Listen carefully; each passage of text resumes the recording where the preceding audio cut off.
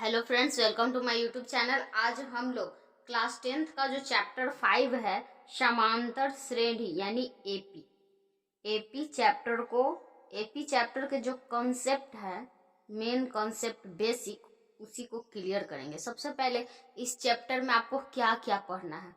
तो पहला टॉपिक क्या है, एपी किसे कहें, एपी पहचानना कि एपी किसे कहें। उसके बाद सेकेंड टॉपिक है प्रथम पद और सार्व अंतर की ठीक से पहचान करना। सार्व अंतर किसे कहें, प्रथम पद किसे कहें, ये सब क्या है। उसके बाद कोई भी अज्ञात पद है एपी का, उसको निकालना। और चौथा क्या है, A N A D N, इन चारों में से कोई तीन दिया रहे तो चौथा ज्ञात करना। ये सब क्या होता है, ये सबको बताएंगे। ठीक है, पदों का योग ज्ञात करना। इस टॉपिक में मात्र आपको इस चैप्टर में 5 टॉपिक पढ़ना है। ठीक है, तो सबसे पहला टॉपिक हम लोग स्टार्ट करते हैं। एपी सबसे पहले किसे कहें। देखिए, एक क्वेश्चन है 10, 13, 16, 19, 22 डॉट डॉट डॉट आगे भी ऐसे ही गया है। क्या ये पद एपी में है? तो इसके लिए सबसे पहले जो फर्स्ट पद रहेगा, जो फर्स्ट संख्या रहेगा, कोई भी संख्या रहे, अगर ऐसे आंकड़े में दिया हुआ है तो फर्स्ट जो संख्या होता है उसी को क्या कहते हैं, प्रथम पद कहते हैं। प्रथम पद, ठीक है। इसको ए से डिनोट किया जाता है, ए, इसको A1, इसको A2, उसके बाद ये संख्या को A3 क्योंकि तीसरे नंबर पे है, A4 और A5। इसको T के थ्रू भी सूचित किया जाता है। जैसे इसको A है, इसको कह देंगे T1, T2, T3, T4 और ये हो गया T5। ठीक है, और इन दोनों के बीच के अंतर को, दो संख्याओं के बीच के अंतर को क्या कहते हैं, सार्व अंतर। यहाँ पे ऐसे करके लिख दीजिए, दो संख्याओं के बीच के अंतर को, संख्याओं के बीच के अंतर को ये सार्व अंतर कहते हैं। ठीक है,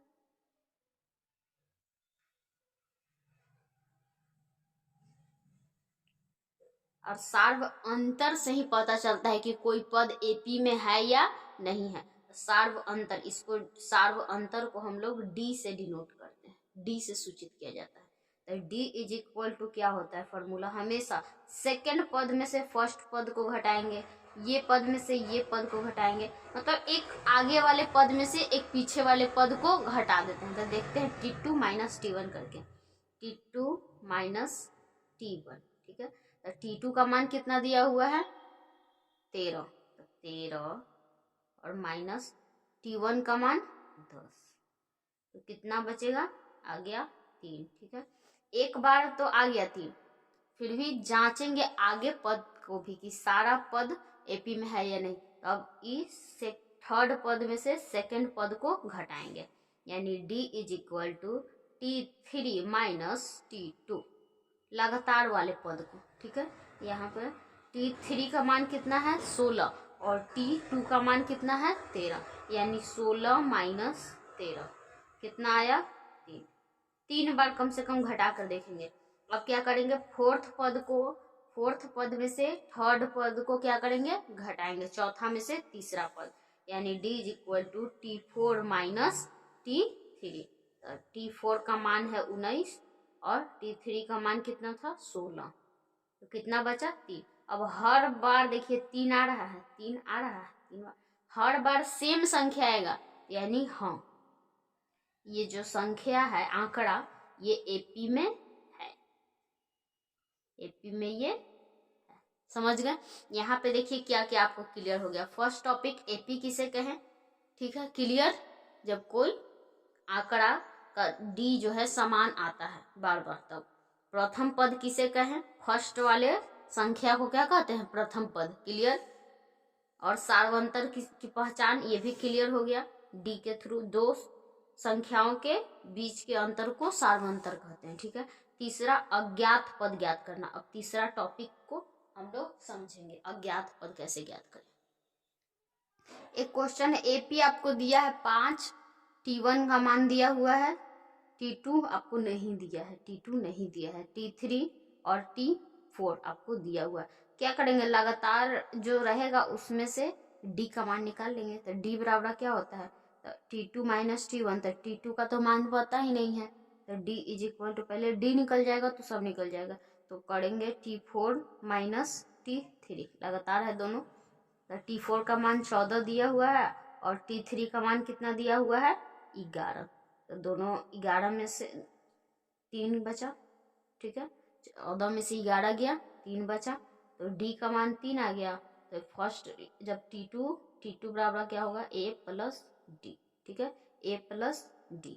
तो A का मान कितना है, 5 और D का मान 3, यानी जो बीच का पद था वो कितना होगा, 8 होगा, ठीक है। अब आगे का पद कह देगा ज्ञात करने के लिए, तो उसको कैसे ज्ञात करेंगे, देखिए इस क्वेश्चन में क्या है, एपी दिया हुआ है, एपी कितना दिया हुआ है, एपी इज इक्वल टू 2, 8, 14, 20 और 26, 2, 8, 14, 20, 26 दिया हुआ है, ठीक है। तो यहाँ पे क्या क्या मान दिया हुआ है और कह रहा है आगे के 5 पद और ज्ञात कीजिए, 5 पद और आगे वाला ज्ञात करना है। तो ए का मान दिया हुआ है कितना, 2।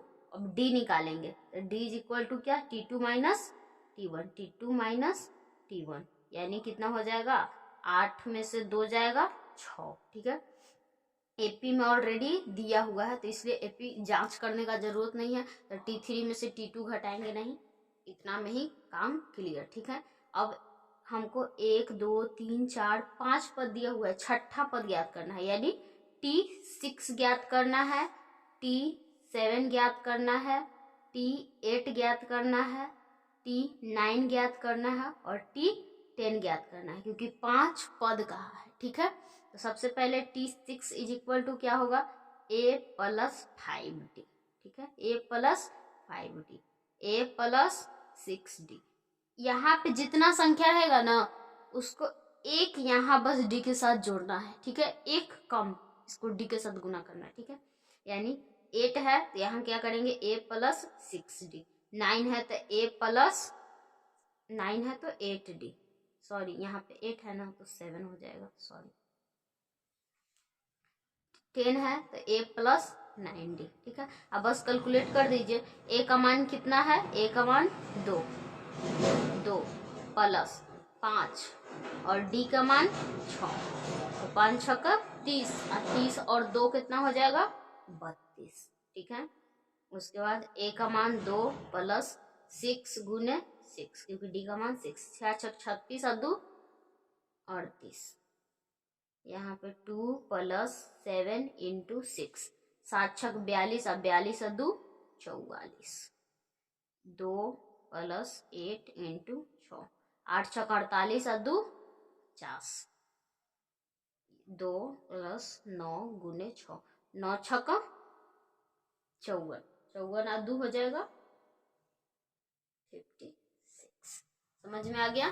अब हम लोग का नेक्स्ट टॉपिक क्या है, अज्ञात पद को भी ज्ञात कर लिए, AN क्या है, और अगर इनमें से 3 दिया रहे तो चौथा कैसे निकलेगा, ठीक है। A किसको कहते हैं, A प्रथम पद, AN अंतिम पद, D सार्वंतर और N क्या होता है, पदों की संख्या। इनमें से कोई 3 चीज दिया रहा, चौथा ज्ञात करना होता है, उसके लिए सूत्र होता है, क्या होता है, AN is equal to A plus N minus 1D, यही इसका क्या होता है, सूत्र। ये आ गया, यानी आप तीसरा, इसमें से कोई भी दिया रहे 3 तो एक पद निकाल सकते हैं। चलिए देखते हैं कैसे। मान लीजिए एक एपी के अकॉर्डिंग एक क्वेश्चन है आपका, 3 पद दिया हुआ है और एन पूछ रहा है, तो एन इज इक्वल टू क्या सूत्र लिखेंगे, A plus N minus 1D, ठीक है। तो A का मान कितना दिया हुआ है, 7 प्लस N का मान 8 माइनस 1 हो जाएगा, और D का मान कितना दिया हुआ है, 3। सबसे पहले कैलकुलेट करेंगे, 7 प्लस 8 में से 1 गया, 7 इंटू 3, 7 21, 7 21 और 7 कितना हो गया, 28 आंसर, ठीक है। एक नेक्स्ट क्वेश्चन क्या है, एन दिया हुआ है 18, ए नहीं दिया हुआ है, एन दिया हुआ है 10 और डी दिया हुआ है 2। तो सूत्र लिखेंगे A N is equal to A plus N minus 1d। ठीक है, तो ए एन कितना 18, तो मान रखिए ए नहीं पता है।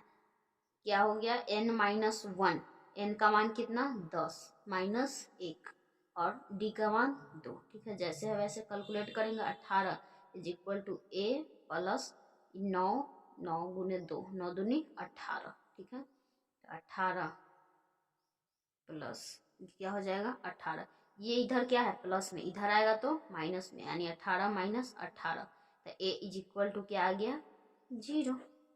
ठीक है, a इज इक्वल टू 0। इस तरह ये टॉपिक भी क्लियर हो गया हम लोग का। अब 5वां टॉपिक रह गया क्या, पदों का योग ज्ञात करना। तो इसके लिए एक सूत्र होता है। पदों का योग ज्ञात करने का 2 सूत्र होता है। पदों का योग को एसएन कहते हैं। एसएन इज इक्वल टू होता है n/2 under root over 2a plus n minus 1d। या इसके जगह आपको ये लिखने का मन नहीं है तो आप एसएन इज इक्वल टू एक और फॉर्मूला क्या लिख सकते हैं, n/2 और ब्रैकेट में a प्लस l। ठीक है, यहाँ पे जो l है ना वो an का ही काम कर रहा है। ठीक है, अंतिम पद का ही l काम करेगा। ठीक है, समझ गए। ये आपका 2 गो सूत्र है।